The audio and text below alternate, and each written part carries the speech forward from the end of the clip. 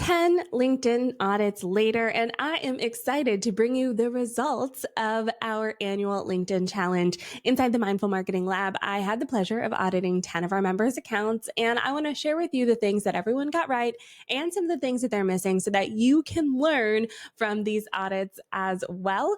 Welcome to episode 351 of the Mindful Marketing Podcast, where we help you with simpler, smarter marketing strategies. We're going to get into those LinkedIn audits in a second, but first, a word from our sponsor. Riverside is the all-in-one podcast recording and editing tool that I use for this right here show. I use it to edit not only the audio and the video, it is like chef's kiss magical, making the entire process so easy. Plus, I love their magic AI clips. Their little AI robot in the background pulls out the most impactful moments of the episodes without me having to comb through and do it myself, resizes them for social media. So those vertical videos you see on TikTok and Reels, those all come from Magic AI inside of Riverside. It's literally one click. It spits out 10 clips. I pick the best one and away I go. Saves me so much time. If you want to get on the Riverside train, check it out today. The link's in the show notes, and make sure to use my code DREA, D-R-E-A, at checkout to get 15% off your membership. All right, y'all. The patterns are patterning. I'm excited to share the results of these audits. I love doing these every single year. It's an opportunity for me to not only teach LinkedIn, but to analyze accounts and give really specific results. And we had a mixed skill level this year. We had some absolute beginners, some newbies to LinkedIn, some people who were just starting on the platform for the first time. And we had some people who had done the challenge with me time and time again. I think this was my 7th year hosting it. And so it was really interesting to also see the things that they changed over the years. And so I want to bring you that in this episode. My goal is to help you sharpen things up without you turning into a hustle machine, without you turning into those bro marketers on LinkedIn who are just spouting off their own ideas. This isn't about faking it for the algorithm. Okay. I think the overarching thing that I noticed is that the more you can show up with clarity and consistency, the better it is on LinkedIn. And in fact, it'll help you stand out versus blending in with all the ChatGPT recycled material that we're seeing on LinkedIn. So the first thing I want to talk about is LinkedIn profiles and some of the common mistakes that I saw on LinkedIn profiles as I was auditing these accounts. I will say my caveat to this is I did use ChatGPT to help me with this. So I know AI is a little bit of a touchy subject, but if y'all want the BTS, the behind the scenes of how I designed this episode, I recorded these audits in Loom. They were all about 3 to 7 minutes each. I took the transcripts and I put all 10 transcripts, I think there ended up being 11 in total, into ChatGPT. And I said, can you help me find the commonalities in the mistakes and the improvements and the suggestions I made in these videos? So as you see me looking at down in my notes, I'm looking at this material, even though I was the one who also did the audits as well. Okay, cool. All right. So first one, common mistake is your banner image. Okay. When you're looking at your profile, you have that beautiful header, that beautiful banner image.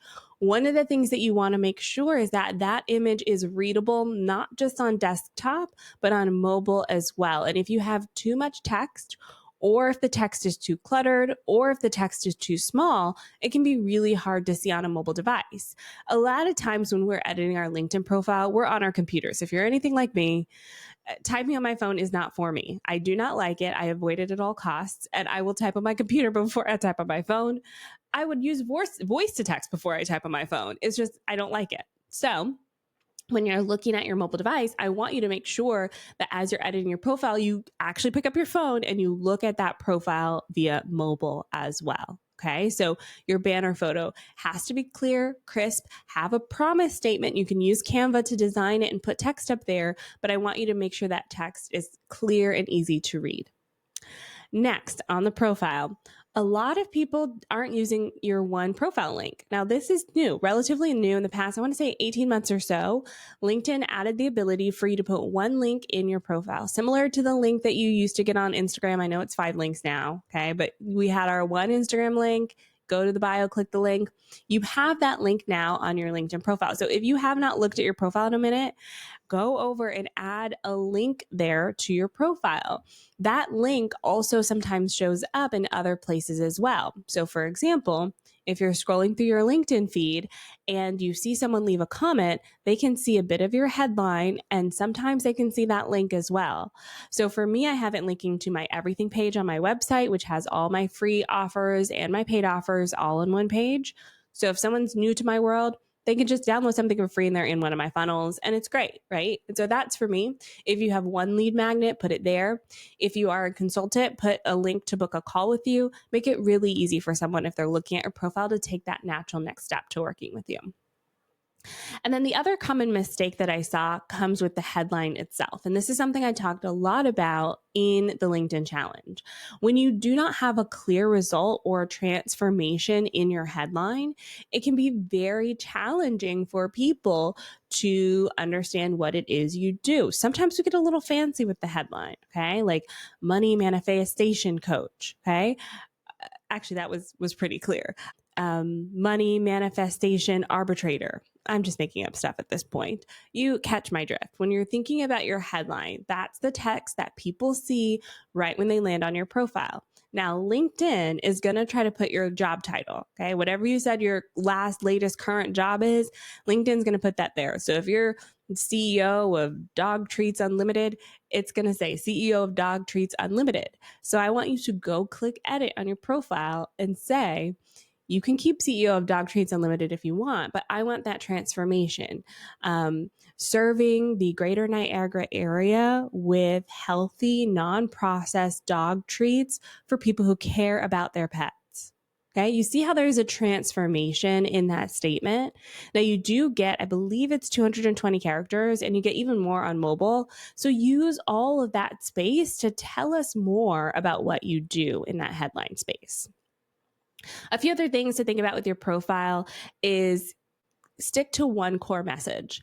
Sometimes we have multiple businesses, multiple brands happening. There's nothing wrong with that, but I do want us to really focus in on one core message. For me, it's mindful marketing. It's the new era of marketing. I want that to be my focus. Yes, I talk about other things. Yes, I talk about a lot of other things, but if someone were to come to me and get the first impression of me, that's what I want their first impression to be. I also want you to think about that headline statement as well, and the fact that that headline statement also shows up in the feed. I mentioned this earlier. When you're scrolling through the feed and you leave a comment on someone's post, part of your headline shows up there. It says Andrea Jones, mindful marketing strategist, social media mindfulness, or whatever it says. That introductory statement is very important. So for me, I may want to start off with simpler, smarter marketing for busy people, then put mindful marketing strategist, because that part may get cut off, right? So you think about the first couple of words and how that will show up in the feed, and then start testing it yourself to see what comes up. You may even want to remove some of those words. So sometimes I was seeing in the audits, people say, I help busy people. You don't need the I help. You're wasting characters. Okay. So remove the I. You can even say helping. Okay. Helping instead of I help, helping busy people, or just start with the end. Helping busy people with what? Marketing. So I'm going to start with that. Simpler, smarter marketing for busy people. So you're removing the I help altogether and it's not needed. All right. Next, for the profile, you have so many other places that you can optimize. When you're thinking about your about section, I want you to pull in that benefit and transformative statement from your headline into your about, your summary section as well. Okay. Expand upon it. You have so much space there to talk about what you do. Use it all up. I saw a lot of people starting that about section with the I help again. Okay. So not only do I not want to see that in your headline, I don't want to see it in your about section as well. A lot of times we use too many I statements anyways, when we're looking at brands, when we're talking about what we offer, because that is a natural place where we start. That is the first draft. I don't want you to take the first draft though. I want you to edit it down so that it accurately reflects what you do to the person reading it, not to you. Okay. So instead of saying I help, I would say, are you?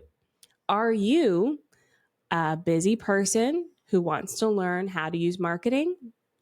The solution to that is a simple strategic method, et cetera, right? We're removing the I from that and we're focusing in on the other person. In addition to that, with your about statements, we really want to focus in on the emotional transformation. Okay.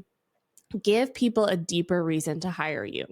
If they're looking at that about statement, they're interested. Okay. They're interested in what you have to do. LinkedIn doesn't make this easy. So they clicked a few times to get here. Okay. Give them something. I kept seeing a lot of people use really tactical things. So for example, if you are someone who helps, let's say, you're a I'll use a money mindset coach again. They would say, you know, I have a 6-month coaching program. You can book one-off packages. But if you're unsure, book a consultation call with me. And that would be their about section. And there's nothing wrong with that specifically. But before someone gets to the spot where they're comfortable booking a 6-month coaching package, we need to connect with them on an emotional level. Because as humans, we make decisions based on our emotions. Plain, simple, that's just how it works. For most of us, we make decisions based on our emotions. So we need to meet them where they are. And especially for something as sensitive as like a money mindset coach, a lot of times there's a lot of feelings around it. We don't want someone to say, you're cheap. You need to raise your rates because you're cheap. Like that feels like an attack. Instead, we want to say something like, are you completely booked out and you're still not making the money that you want to make? Okay. Now people are like, I am in that spot. So now they're curious. Okay. If I'm completely booked out and yet I'm still not meeting my financial goals, what is the next step? The next step is you may be experiencing a money mindset challenge. Here are the signs. If you want to talk about it further, let's book a consultation call. Do you see how that leads the reader to water? It leads them to the solution. Instead of starting with the solution, you have a money mindset problem, you need me. It's kind of like, okay, back off. You're saying, hey, here are some of the things you may be experiencing right now. You may be feeling this, you may be thinking this, your life may look like this. If that's the case, I have the solution. I'd love to help you. Okay. And so having that emotional transformation is really important in those about sections. It's just a simple reframe. And I'm saying this with love because I know I did all of these audits. It's not that these were missing completely. I just thought they really could be strengthened along the lines. Okay. One of the questions I like to ask about the about section is, does my ideal client feel seen and heard? Okay. Do they feel seen and heard? Before you introduce who you are and how you help, does my ideal client feel seen and heard? So you, the person listening to this podcast, you are most likely you own your own business, okay? Or you work in marketing, okay? You're busy. You have a life. You have kids. Maybe you're going back to school. Maybe you're taking care of your aging parents. Maybe you have chronic illness. Maybe you have some sort of physical or mental disability. You have a lot going on. So following a lot of the quote unquote traditional marketing advice is not working for you because you do not even have time to 1, learn it, and then 2, implement it. Okay. If that's you, I just made you feel seen and heard. I hear you. I feel you. I'm actually right there with you. Okay. I've got 2 kids. One is just turned 1. The other one's almost 3 years old. I work 12 to 15 hours a week. I do not have time to be messing around. Every single thing I do in my business has to be very intentional because I don't have time. Okay. So when I'm talking about these strategies, I'm outlining them because I know you, I feel you, I see you, I hear you. Now let's work on it together. Okay. Then I can introduce who I am and how I help. So we want to do that. The last thing I want to say about the about section is that, and this goes for posts as well, I kept seeing this, break it up so that it's skimmable. I know we learned in school to write in paragraphs. We learned what paragraphs are. It's like a couple of sentences. I forget that. Don't use fragments. Don't use phrases. Forget all of that. I want us to break it up because social media moves at a very, very fast pace. We're all skimming. We're skimming and moving on to the next. Have y'all seen the internet? It's like endless amounts of entertainment and education. Okay. So we want to get on with the entertainment and education. And then we found you. So you got to get to the point. You got to make it easy for us to understand the point. And usually that means it's spaced out in a way that makes it easy to skim and easy to read. Okay. So that may mean using fragments. It may mean using phrases. It may mean using bullet points. I love using bullet points. All of those things can make your about section easier to read. All right. Next, I got to talk about content. Okay. Content on LinkedIn is not that different from content in other places, except I feel like because the assumption around LinkedIn is that it's a little bit more buttoned up, we're missing some of the personal storytelling. And every time I collect these posts, so for y'all who are in the Mindful Marketing Lab, every single month I do my What's the Scoop session. I highlight posts that are working well across social media because I'm scrolling, I'm seeing, I'm observing. One of the things that I keep emphasizing time and time again is that personal storytelling with emotion is what works the best. Okay. Personal storytelling with emotion works the best. Yes, we can say, join my money mindset coaching program, but we got to start with personal storytelling with emotion. It doesn't have to be your own personal story. We can personalize it though. Okay. So I'll use a personal story as an example and a personalized story as an example. So a personal story, if you're a money mindset coach, you could say, I used to own a business where I had this challenge and that challenge until I raised my rates. And I actually was able to not only free up my time, but make more money in the process. That's a personal story.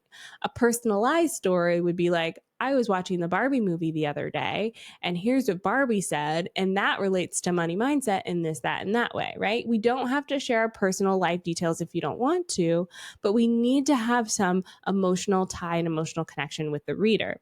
Remember what I said about the internet? It's a bottomless pit. It's like bottomless mimosas over here. Okay. It's a party. It's a fun time. And then you come along with your seriousness. Okay. So what's going to break that up enough for someone to pay attention to it? There are two other things that I also saw working really well content-wise in these audits. One of them was celebrating wins and celebrating others. So just celebrations in general, anywhere where someone can say congrats or congratulations still works well on social media. You have to use this with intention. I do not want us making up things, okay? But for example, I just celebrated 11 years in business this year. Thank you, thank you. And when I post about it, a lot of people said, congratulations. This is a great type of celebratory post. So anytime you can celebrate business anniversaries, launching new products, or celebrating others, like I want to take a moment to thank this person or that person, especially if you can tag them, that works really well. The last style of content that I saw working really well for these audits is sharing your personal values. Especially in this day and age, 2025, I don't know what is happening in the world right now, but we are all going through it. Okay. It is so emotionally, politically, and socially charged right now that sometimes it feels like navigating social media is a minefield. So I want us to share our values in a way that helps people understand where we are and also acknowledges what the heck is going on in your communities. Okay. So for me, I just sent out an email this week, actually, last week, which was about what I'm seeing in marketing right now. There's a lot of heaviness. There's a lot of weight to it. I've been talking about this a lot with my closed community, and I'm starting to talk about it more in public now because I'm recognizing people think that this is just business as usual, and it's not. Businesses are hurting right now. Marketing is hurting right now, especially with the rise of AI. My marketers are like, do we have job security right now? And so I'm talking a lot about that. How do we navigate this changing landscape? That's a value of mine that I'm going to continue talking about. And I'm going to continue talking about ethical uses of AI as well. Okay, so that's it on posts. I will also emphasize skimmable, okay? Long paragraphs, it's not it. We don't want to read the whole Bible here. We want to skim, get the bullet points, get the main point, and start with the hook if you can, because LinkedIn is going to truncate your post and you got to hit that. I think it's read more or see more to see the whole thing. All right. Lastly, I got to talk about engagement. The most common piece of feedback that I saw, the biggest area of improvement in all of the LinkedIn accounts that I audited was that everyone was posting more than they were engaging. Almost everyone. Almost everyone was posting more than you're engaging. And with LinkedIn, it's a little bit different because I can actually look at your account and I can see the comments that you're leaving. Okay. So I can see that you posted, 5 times this week and you only left 2 comments. Commenting as much as you're posting, if not more, is actually going to help you grow your LinkedIn account faster. Okay. So if you need to pull back on content, do that. The LinkedIn algorithm is actually like chef's kiss amazing. When I think about LinkedIn's algorithm compared to something like Instagram, I'm always like, thank Jeebus for LinkedIn, because LinkedIn, you post today and then like a week later, people are still commenting on it. Whereas on Instagram, you post today, maybe tomorrow, maybe 2 days later, people are commenting on it. But most posts are like, it's gone, long gone by the end of the week. So I want you to post less, comment more when we're thinking about engaging strategically. I also want us to try to make sure we're actively growing our communities every single week. So for a lot of the audits, I was giving them the goal of finding one new person a day to connect with. So if you have, let's say you have 15 minutes a day to spend on LinkedIn, for as far as engagement goes, and then you have about 30 minutes a week for content. Okay, so I want you to write one post in that 30 minutes, just text only. Don't worry about graphics, don't worry about images. One text-based post, that's your post for the week. And then 15 minutes a day, I want you to find one comment and find one new person to follow. That's it. And you will see drastic improvement in your account if you can maintain that consistency. Now, my consistency here is just a suggestion. Okay, you set the rules. Maybe you only can do this one post a month, and you have 15 minutes a week to network on LinkedIn. Fine. You set your consistency, but I want you to make sure you're diversifying who you engage with.